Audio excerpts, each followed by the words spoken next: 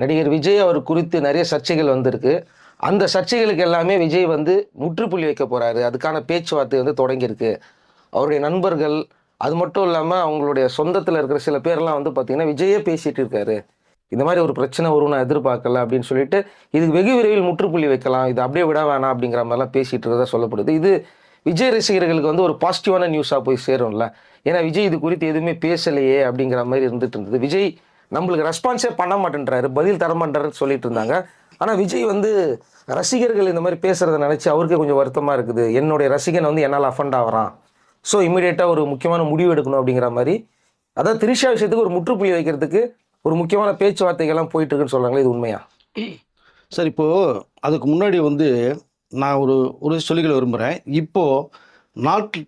நாட்டில் நடக்கிற விஷயங்கள் தலைக்கு மீறி போயிட்டு இருக்கு. எவ்வளோ விஷயங்கள் நடந்துட்டு இருக்கு.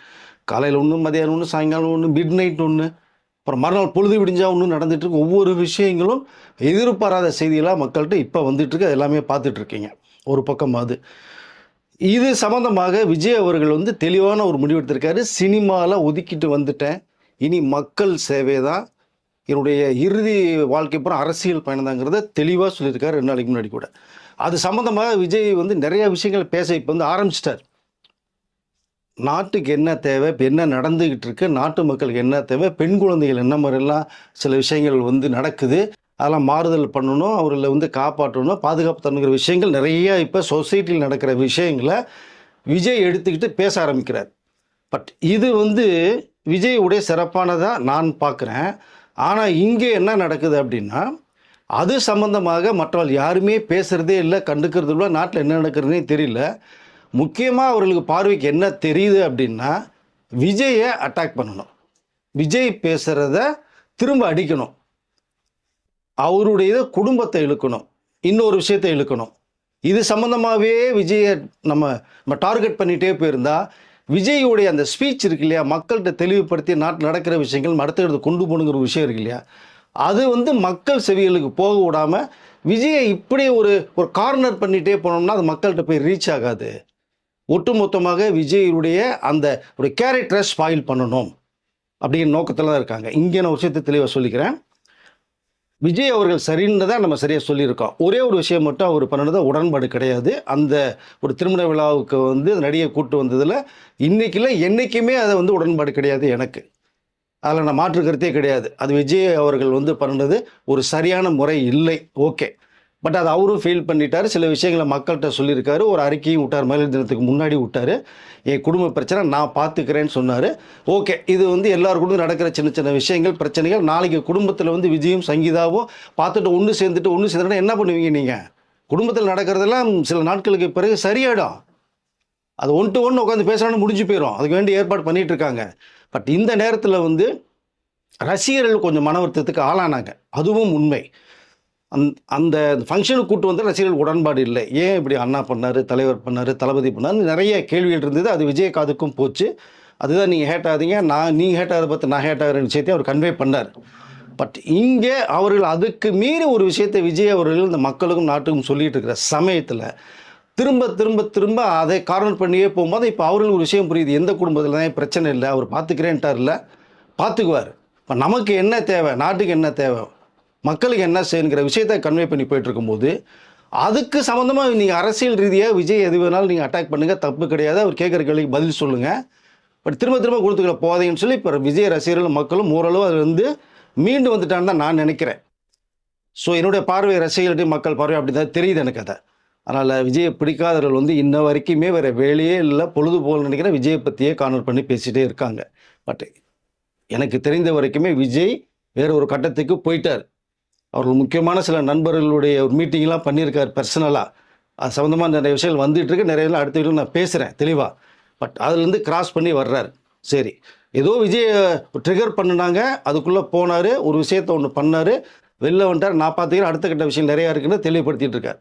இப்போ நிறையா நடந்துட்டு இருக்கிற சம்பவங்களை வெளியுலகத்தை கொண்டு வர்றார். இப்போ லாஸ்ட்டாக நேர்காணலில் பண்ணும்போது கூட ஒரே விஷயம் தெளிவாக சொன்னார். நான் சினிமாவுக்கு போகிறதில்ல, சினிமா விட்டு வந்துட்டேன், இனிமேல் நீங்கள் தான் எனக்கு முக்கியம், இந்த தமிழ்நாடு தான் முக்கியம், தமிழ்நாட்டு மக்கள் தான் முக்கியம், அவர்களுக்கு என்னுடைய வாழ்க்கையை அர்ப்பணிக்கிறேன்னு விஷயம் தெளிவுபடுத்திட்டு தான் நேர்காணலை ஆரம்பிச்சிருக்கார்.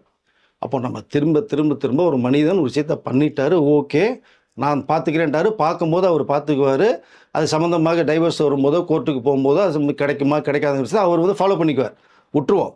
பட் இங்கே இப்போ விஜய கார்னர் பார்க்கும்போது தான் சங்கீதா அவர்கள் தரப்பில் இருந்தும் கொஞ்சம் ஃபீல் பண்ணுறதா ஒரு தகவல் நமக்கு ஸ்பெஷலாக வந்திருக்கு. நம்ம எதிர்க்க ஒன்று போக இங்கே தேவையில்லாமல் விஜயை வந்து எல்லாமே அட்டாக் பண்ண ஆரம்பிச்சிட்டாங்க. நம்மளை வந்து ஒரு பகடைக்காயை யூஸ் பண்ணிவிட்டு நம்ம பேர் சொல்லி விஜயை வந்து தாக்குதல் பண்ணுறாங்க.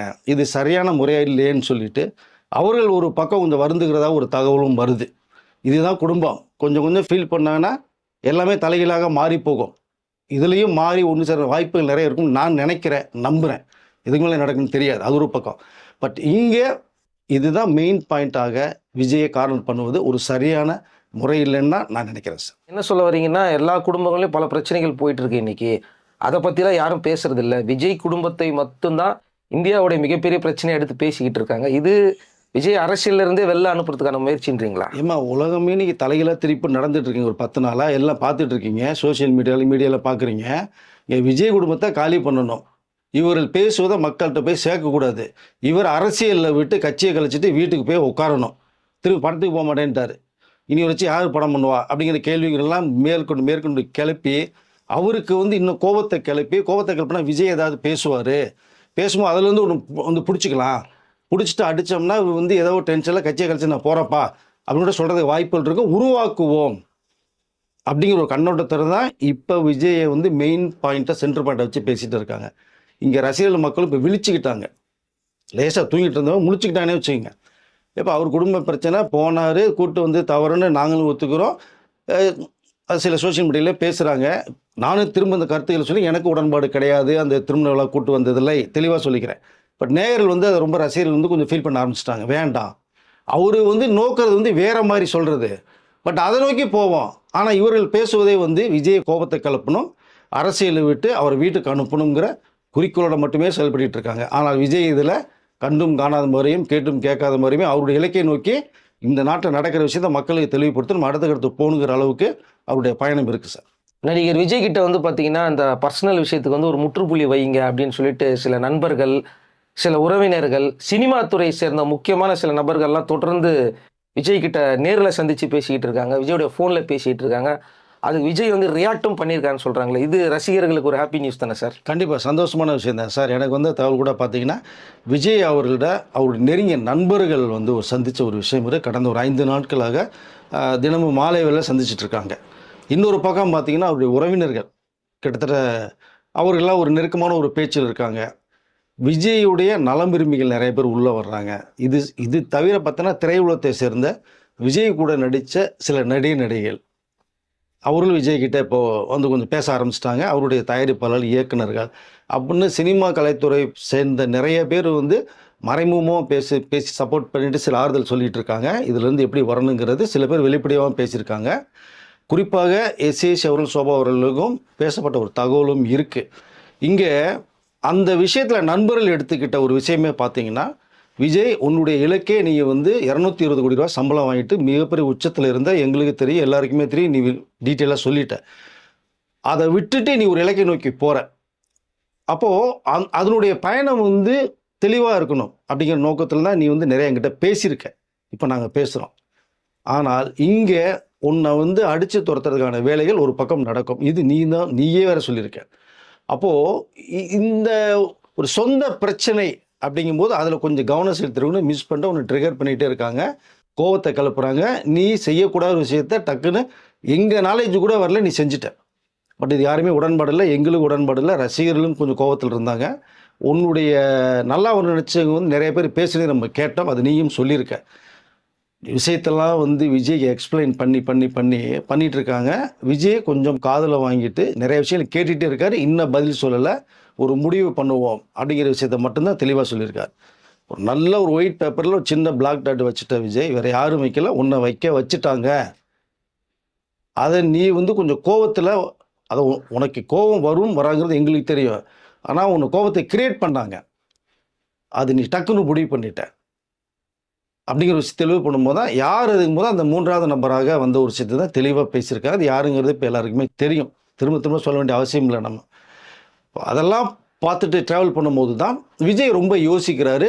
தீர்மானமாக ஒரு முடிவு கிட்டத்தட்ட எடுக்கிற அந்த சூழ்நிலைக்கு போயிட்டார். இப்போ அது என்ன முடிவுங்கிறது கண்டிப்பாக ஒரு தகவலோ வரும்போது நம்ம நேயர்களுக்கு சொல்லுவோம்.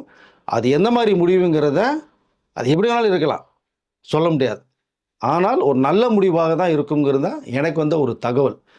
ஆனால் இதிலிருந்து அவர் வெளியில் வந்து இந்த மக்களுக்கும் இது சம்பந்தமாக விஷயங்களும் விரைவில் பேச போகிறார் அப்படிங்கிற ஒரு தகவலும் எனக்கு வந்திருக்கு.